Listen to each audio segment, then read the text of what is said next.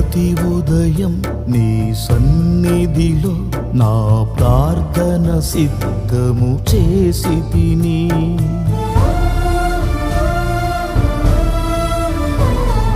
ప్రతి ఉదయం నీ సన్నిధిలో నా ప్రార్థన సిద్ధము చేసి తిని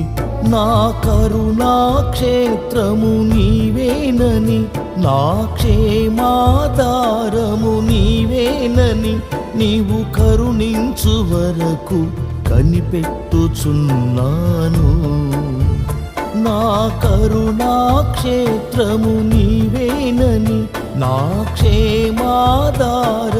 నీవేనని నీవు కరుణించు వరకు కనిపెట్టుచున్నాను దేవా నా ప్రభువా నీ కృప